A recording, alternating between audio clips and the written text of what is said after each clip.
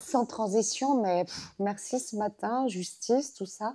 On va passer à des choses peut-être un peu plus médicales, en tout cas. Je ne vais pas vous faire un cours un peu, mais je pense que tous les gens qui travaillent autour de la sexualité doivent connaître des notions, savoir que ça existe, etc. Et c'est pourquoi voilà, on a préparé ce topo. Alors, juste pour se replonger dans le VIH qui nous occupe depuis plus de 40 ans. Bah voilà, c'est un virus, c'est un prédateur vraiment hors norme. Il n'y en a pas beaucoup, hein, il s'intègre dans le génome de notre cellule. Il se réplique à 10 milliards de particules par jour, silencieusement pendant des années. C'est comme ça qu'il diffuse. Et puis, c'est le seul contre lequel il n'existe aucune immunité naturelle. Et on ne peut pas l'enlever. Donc vous allez dire, waouh, c'est un peu noir. Ce tableau n'a pas changé depuis 40 ans. Par contre, ce qui a changé depuis plus de 30 ans quand même, c'est qu'on a développé des armes qui vont empêcher son cycle de réplication. On bloque la machine, on bloque la production des 10 milliards et il s'arrête de produire. Il reste toujours à l'intérieur de l'organisme. Donc, ça a été une révolution, je vais y revenir. Le fait que lorsqu'on bloque la production de virus chez quelqu'un qui est infecté par le VIH, eh bien, cette personne ne va plus transmettre et ça a été une révolution. On va y revenir, U égale U. Voilà, donc l'indétectabilité pour tous, gage de la non-contagiosité. Pour les moins jeunes, on se rappelle ce qu'a représenté le fait par rapport aux patients, l'isolement, la peur de tout à l'intérieur des familles, c'était vraiment, j'aime bien oublier ces années parce que c'était un peu difficile. Alors effectivement, le traitement antirétroviral peut-il influencer la transmission? Alors on avait déjà montré dans les années 2000, c'est des travaux qui étaient réalisés en Ouganda, que plus le niveau de virus était élevé, plus il y avait de transmission. C'est facile à suivre. Plus on en a dans ces sécrétions, plus ça transmet. Mais ça ne suffit pas, les études observationnelles. Ce matin, on évoquait, il faut des preuves, on est dans des sociétés evidence-based, et puis c'est bien d'apporter des données aux décideurs ou à ceux qui vont écrire les recommandations. Et donc, il a fallu, et j'aime beaucoup cette étude, elle n'est pas jeune, elle a 14 ans, mais montrer comment c'était un peu révolutionnaire de penser comme ça. C'est une étude sur le réseau donc de transmission, de prévention de la transmission internationale. Et ben, on a pris deux populations. À l'époque, les gens n'étaient pas traités au-dessus d'un certain niveau d'immunité. On a pris des couples sérodifférents et on a regardé, les uns traités tout de suite, les autres, on attendait qu'ils atteignent les normes de CD4 qui étaient en vigueur alors. 1763 couples, ça s'est passé en Afrique essentiellement, mais aussi en Asie. Donc vous voyez, très simple, étude randomisée, rien à dire. Et les résultats étaient sans appel, puisque, bon, parenthèse, 39 cas de transmission, évidemment, on regardait les VIH du membre du couple qui n'était pas infecté au départ. 28 ont été liés aux partenaires. Et vous voyez, dans le groupe immédiat, seulement une contamination. Et encore, ça s'est passé tôt après l'institution du traitement. Et 27 dans le groupe différé. Voilà, l'étude, elle est parfaite.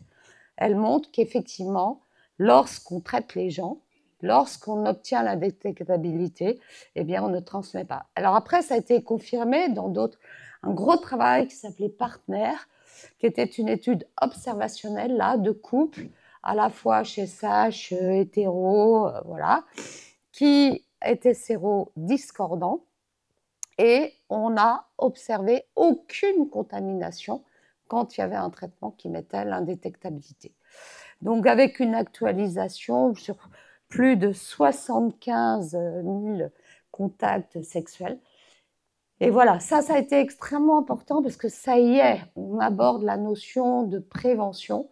Donc ça, c'est ce qu'on va appeler le TAS, Traitement as Prevention, et ça concerne la personne positive qui, lorsqu'elle est correctement traitée, quand elle est au courant, j'insiste, c'est un autre topo, mais de savoir qu'on est indétectable, alors on s'ouvre à la sexualité plus facilement. Donc, zéro transmission. Évidemment, comme vous le savez, ça vaut pour la mère, la transmission de la mère à l'enfant, qui a toujours été mise évidemment plus en avant. Alors, c'est ça, c'est ce concept qui révolutionne la prévention, à la fois le traitement des séropositifs, avec ce slogan U égale U, I égale I en français, mais qui va ouvrir sur la prévention avec ce qu'on va appeler la prophylaxie pré-exposition. Prophylaxie pré-exposition, c'est pas quelque chose d'ancien. En fait, quand on va en Afrique dans des zones où il y a du paludisme, on prend une prophylaxie. Quand on a eu un contact tuberculeux, on peut prendre une prophylaxie. Quand il y a une épidémie de méningite cérébrospinale, on peut vous donner une prophylaxie. Donc, ce n'est pas un contexte trop nouveau. Voilà. Alors, juste un peu de contexte. Des données françaises. Vous allez me dire, bah oui, il y a les dépistages, il y a les traitements, mais il y a encore énormément de découvertes dans un pays qui n'est pas si grand que ça, de 65 millions, 5100 découvertes VIH, 56% nés à l'étranger, et la plupart, 43%, pas tout à fait la moitié, mais se contaminent après leur arrivée en France. Voilà. Donc les modes de contamination, c'est hétérosexuel, un peu plus de la moitié, et HSH. Et donc, HSH né à l'étranger, les usagers de drogue, c'est beaucoup moins. Ce qui est vraiment important, c'est que beaucoup de découvertes de VIH sont faites à des stades tardifs, voire très tardifs. Et ça nous illustre, vous allez voir, ça va être pareil pour la PrEP, sur les opportunités manquées. Ces gens-là, ils ont vu des médecins, ne serait-ce que parce qu'ils avaient des symptômes. Ce n'est pas tous des gens SDF, sans statut, rien du tout. Simplement, on n'en parle pas, parce qu'on revient toujours pareil. On ne va pas parler d'épistage, on ne parle pas de la sexualité des gens. Un patient me dit, bah non, mais mon médecin généraliste, il ne sait même pas que je suis SHH. C'est son médecin de référence. Donc, voilà. Et toujours le non-dit, le non-parlé, le non-discuté. Alors, par rapport à cette cascade dont vous avez entendu parler de l'OMS, c'est pas très mal, c'est pas très mauvais. 94% sont diagnostiqués, 96% sont indétectables sous traitement antirétroviraux et 97 sont indétectables. Mais vous voyez, il y a encore du chemin avec des gens qui répliquent du virus et qui vont transmettre. Alors, on pourrait se dire, mais il n'y a pas beaucoup de dépistage. Si, il y a 8,5 millions de dépistages avec des tests sans ordonnance. La France s'est dotée, en particulier l'Île-de-France, de politiques plutôt assez ambitieuses. On peut se pointer dans un labo, on a un test, il n'y a pas besoin d'ordonnance. Et puis, c'est pris en charge. Et pourtant, vous allez venir, la PrEP, c'est-à-dire la prophylaxie, stagne complètement. Et je vous les illustrerai à la fin de mon topo. L'une des raisons pour laquelle je pense que c'est ça. Donc oui, il y a du dépistage et pourtant, eh bien, il n'y a pas beaucoup de prévention. Maintenant, je me resitue dans le monde, 40 millions de PV-VIH, il y a quand même 1,3 million d'estimation de nouvelles infections. Alors, vous dire oui, 1,3 million, mais vous voyez, vous vous rappelez, le VIH, c'est à vie, c'est des traitements à vie. C'est des traitements qui ne souffrent pas plus de 10 jours d'interruption sous peine de tout perdre les bénéfices et de recontaminer. Ce qu'on oublie, hein, le statut indétectable, intransmissible, ce n'est pas un statut à vie, ça dépend de la charge virale et de la virus qu'on réplique. Donc vous voyez la part extrêmement importante des femmes. Donc c'est la raison pour laquelle, avec ces chiffres, on ne peut pas ne pas se passer de mesures de prévention. Alors, moi, j'ai entendu tout en 35-40 ans. Oui, il y a les préservatifs, il y a ceci, oui. Oui, mais il y a tout ça, et pourtant, on est quand même avec ces millions de gens qui vont infecter avec un virus qui va leur pourrir la vie. Alors, cette PrEP, ce n'est pas tous les moyens de prévention hein, que j'ai choisi de vous parler, c'est les outils antirétroviraux. Finalement, c'est ça qu'on entend par PrEP. On ne met pas la PrEP, les préservatifs dans la PrEP. Donc, il y a une prophylaxie orale, vous avez entendu parler, qui était une combinaison de 2 antirétroviraux, tenofovir 3TC ou FTC, qui s'appelle Truvada, qui existe en forme générique. Et puis, révolution depuis, on va dire, 8-10 ans dans les traitements antirétroviraux, parce que toutes ces molécules sont utilisées comme antirétroviraux, c'est les molécules longue durée, très, très finaux. Dans une maladie ou dans un problème qui est chronique, récurrent, il ne faudrait jamais arrêter, c'est intelligent d'avoir inventé et mis au point des molécules longue durée. Mais ça n'existe pas, il n'y a pas d'antibiotiques longue durée. Il y a d'autres stratégies longue durée, des antipsychotiques, etc. Mais voilà, ça c'est aussi la créativité de l'industrie pharmaceutique, d'imaginer que oui, on pourrait donner des antiviraux en longue durée. Donc, il y a des formes injectables, donc un dont je vais vous parler, le cabotegravir, qui d'ailleurs a changé de nom en fonction de son utilisation. Dans la PrEP, il s'appelle Aprétude, et puis le lenacapavir, qui s'appelle, lui, le Yestugo. Il n'a pas du tout le même nom pour pas qu'on les confonde lorsqu'il est utilisé en PrEP. Alors le premier, c'est une injection intramusculaire tous les 2 mois, mais entre deux, on ne prend rien. Et l'autre, c'est une injection sous-cutanée tous les 6 mois. Alors, juste pour dire un mot, tenofovir 3TC, Truvada, c'est largement démontré. Ça marche 100%, sauf qu'il faut que ce soit pris.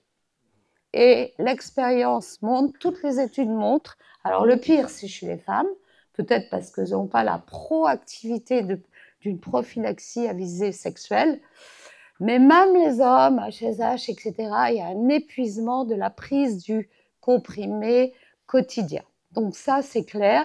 Et tous les échecs sont liés à la non-prise, à l'interruption. Je ne les avais pas, ça me saoule. Voilà, de prendre quelque chose au quotidien. Les gens disant, je ne suis pas malade.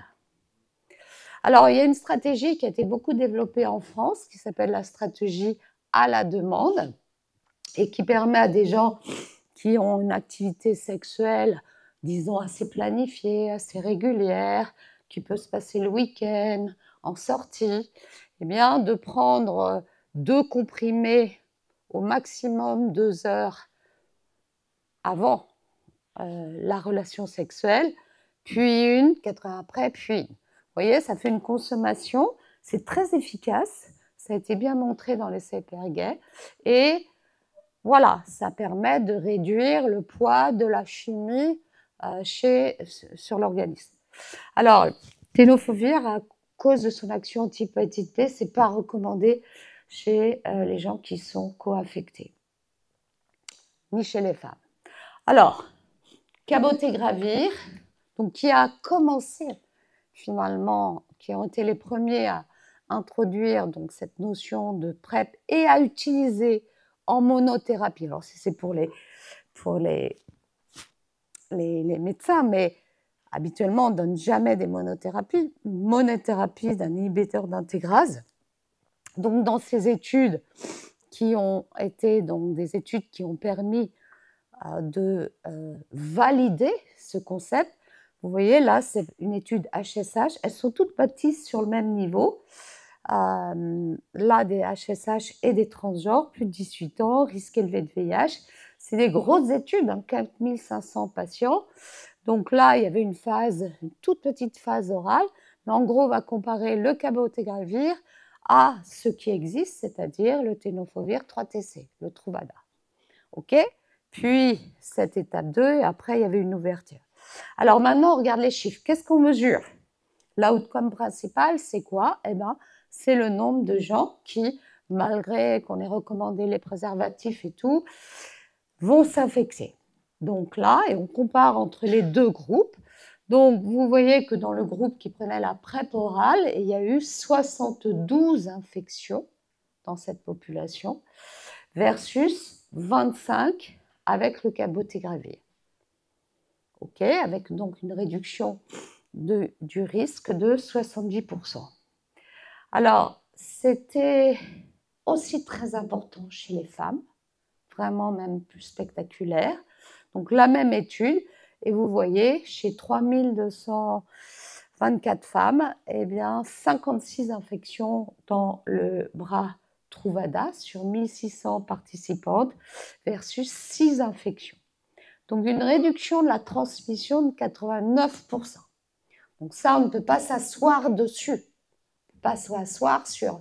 Si je me mets à raisonner en termes de vaccin, je vous assure qu'un vaccin qui ferait 89% d'efficacité, on saute dessus. Mais on n'aura pas de vaccin dans le VIH. Pas que j'imagine. Donc, évidemment, ça a beaucoup changé la façon de voir les choses. Et puis, ça, c'est des essais faits par l'industrie, population, etc., mais population très large. Je ne cite pas tout, mais j'ai pris... Ça a été aussi...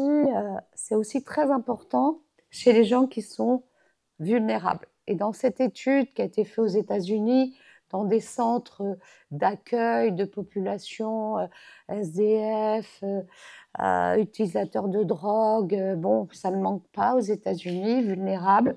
Eh bien, vous voyez, quand ils ont comparé leur taux de rétention, c'est-à-dire les gens qui restaient sous PrEP quand c'était la prise orale, vous voyez comment ça s'effiloche au fil du temps, alors que quand ils administraient l'injection tous les 2 mois, eh bien, un taux de rétention extrêmement important.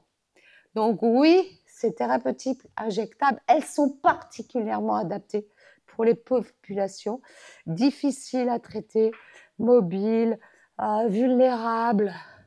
C'est pas que pour ceux, c'est pas que pour les bons élèves, c'est ça que je voulais dire. Alors, après le cabotegravir, très bien, on va encore mieux, me semble-t-il, avec le lenacapavir. Donc, lenacapavir, c'est une autre famille, c'est un inhibiteur de capside extrêmement puissant et puis qui va s'administrer en sous-cutané tous les 6 mois. Là, on a un palier. Donc, la première étude, elles ont été publiées en parallèle. C'était il y a exactement 14 mois. Elle a valu à la présentatrice une standing ovation. Je le note parce qu'on était vraiment très, très émus. C'était à Munich. Donc, c'est une étude qui a été réalisée en Afrique du Sud et en Ouganda chez des femmes entre 16 et 25 ans, toutes sexuellement actives. Mais ça s'est fait en conditions réelles, pas forcément de tests, voilà, pas d'utilisation de la PrEP. Elles sont 5368 à avoir participé. Et il y avait 3 bras, donc le lenacapavir, le TAF FTC, c'est pas très loin du tenofovir FTC. Il y avait 3 bras, vous voyez, avec des bras conséquents, 2000, 2000 et 1000. Et les résultats sont les suivants. Si je regarde le bruit de fond, c'est-à-dire ce qui se passe dans la population qui n'est pas dans l'essai, eh bien les taux de transmission sont avec une incidence de 2,4. Maintenant, je vais regarder dans les 3 groupes de l'essai et je vois qu'avec le tenofovir FTC, il y a 16 infections. Avec le TAF FTC, la même chose, il y en a 39. Et avec le lenacapavir, je recompte bien, il y en a 0. Première fois dans un essai de prévention, on voit 0 transmission. Voilà, donc évidemment, 0 infection, pas besoin de faire de grosses statistiques, extrêmement important, extrêmement encourageant pour les femmes qui constituent en Afrique 54% des nouvelles contaminations. Alors chez les hommes, évidemment, on n'oublie pas les hommes. Les hommes et les transgenres, les hommes à risque, HSH, transgenres, eh bien vous voyez que le lenacapavir, il y a eu 2 infections versus 9 infections avec le tenofovir FTC. Donc, c'est D'autres études montrent que on a une amélioration avec ce produit injectable tous les 6 mois par rapport à la forme orale. Et évidemment, par rapport, là, on n'est plus à 89, on est à 96% par rapport à l'incidence de fond, qui est élevée à 2,37. Voilà, donc la PrEP, on sait comment, on sait ce qui marche. Alors, comment ça a évolué? Plutôt pas mal dans les recommandations. Vous allez voir qu'il y a un pas entre ce qu'on recommande et ce qui est fait sur le terrain. Les recommandations de l'OMS, juste, à partir de 2015, l'OMS a recommandé le tenofovir. Puis les anodes dapivirine, bon, pas très utilisés. Et en 2022, donc ce cabotegravir injectable tous les 2 mois. Et en 2025, cette année, au mois de juillet, le lenacapavir. Voilà. Alors, maintenant, si on regarde dans le monde, qu'est-ce que ça donne, la PrEP? Eh bien, on se rend compte, vous voyez, il y a les années, ça c'est 4 ans, et puis les continents, enfin on ne va pas dire les continents, les régions. Eh bien, on voit qu'en 2023, plus de 3,5 millions de personnes avaient reçu au moins une fois la PrEP, dont 75% en Afrique. Donc, grâce à des gros programmes d'ailleurs de soutien. Mais même si ça a augmenté de 35%, le target, la cible, c'est 10 millions en 2025. Et vous voyez, on n'est qu'à 3 millions. Alors ça, c'est des statistiques de 23. On n'a pas les données de 2025, mais vous savez qu'elles vont être très, très impactées par la restriction ou l'abolition des fonds nord-américains. Alors maintenant, dans le monde, qu'est-ce qui est recommandé? Alors là, beaucoup de pays, 94% des pays recommandent la PrEP. Peut-être même les mêmes qui vont condamner l'homosexualité. Mais bon, il y en a 10 qui ne recommandent pas, donc qui sont en orange.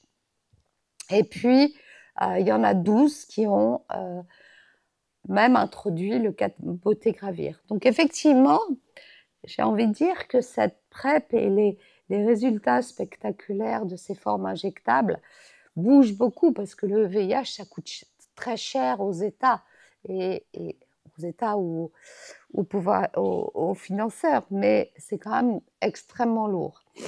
Donc, il y a une mobilisation. Alors maintenant, un tout petit point sur la France. Donc, les données 2024, je n'ai pas trouvé d'actualisation. 103 000 personnes avaient eu recours au moins une fois à la PrEP. Mais la PrEP, vous avez compris, c'est fluide, c'est pas une maladie que j'ai en permanence et je vais prendre tout le temps. Je prends pas, je suis à risque, je le suis moins. Donc c'est pas toujours facile de suivre l'évolution des prescriptions. En tout cas, à l'heure actuelle, il y a en réalité, c'est environ 59 000 personnes qui étaient sous PrEP, c'est-à-dire une augmentation par rapport à l'année. Par contre, il y a une baisse des initiations de PrEP, comme si finalement on avait fait le plein avec ceux qui étaient au courant, qui se sont mis sur les rangs, etc. Il y a des gens qui sont plutôt un peu plus âgés, au-delà de 30 ans. Il n'y a quasi pas de femmes, 6%. Et puis, c'est quand même des prescriptions qui sont extrêmement, alors masculines, oui, très urbaines, des grandes villes, de la CSP++.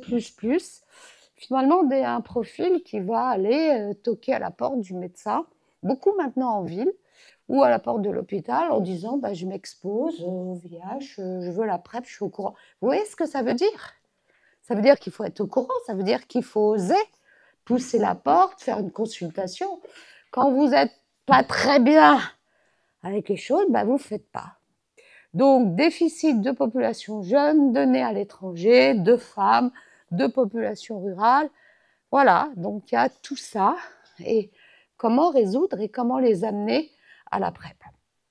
Alors, si on réfléchit, j'ai jeté ça un peu, voilà, en vrac. Les barrières, il y en a beaucoup. Il y a d'abord des barrières liées à l'individu. Il n'est pas informé, il ne sait pas, il ne cherche pas. Comment est-ce qu'il perçoit son risque pour travailler en ce moment, et puis avec mes collègues, enfin, les Dicambérés, on se rend compte que les femmes, pas du tout. Je suis à risque, mais non, mais attendez, madame, moi, ça, je ne suis pas là-dedans. Mais dans un travail qu'on a en cours, il y en a quand même plus d'un tiers qui fait de la petite transaction pour des petites choses sexuelles, mais ça ne trouve pas à risque.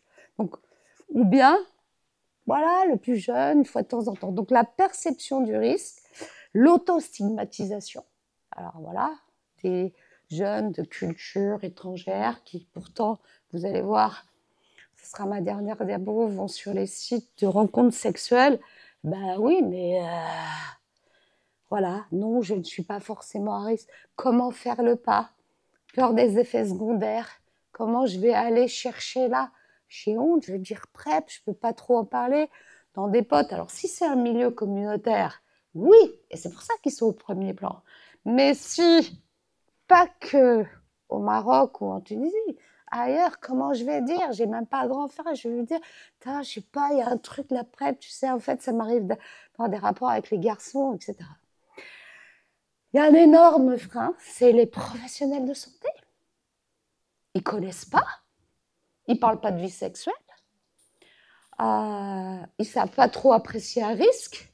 Pour avoir l'anecdote, envoyer une femme mariée qui souhaitait la PrEP et qui s'est entendue dire, mais non, mais madame, vous êtes mariée, puis vous n'avez pas des rapports anaux. Donc non, vous ne relevez pas de la PrEP. Est-ce qu'on peut imaginer quelqu'un qui va chercher de la PrEP et qui n'en a pas besoin? Moi, je n'en ai jamais vu. Donc, voilà, ça, c'est l'information, savoir proposer, savoir être bienveillant, sans jugement. Et c'est les médecins de première ligne. Hein. C'est pas que la personne dans ses gîtes, celle-là, elle va être bienveillante. C'est la première ligne. Où est-ce que je peux parler, que j'ai ci, ça? Voilà. Et savoir orienter. Le système de soins, il doit être facilité, il doit être bienveillant et il doit prendre en charge financièrement. Voilà, ça doit être aussi émaillé sur le territoire. Et puis le coût, alors je vous ai mis quelques coûts. Évidemment, vous allez me dire, pourquoi tout le monde n'a pas sauté? Il y a des petites choses à ajuster. Si le Truvada, c'est à peu près 150 € en France, à peu près en Europe, beaucoup moins en Afrique, hein, ça doit être maxi 20 à 30 €. Le caboté gravir, j'ai qu'un prix en dollars parce qu'il n'y a pas de prix en euros encore, mais vous voyez, c'est 3700 par injection, il vous en faut 6. Et le lenacapavir, c'est à 14 000. Bon, oui, c'est...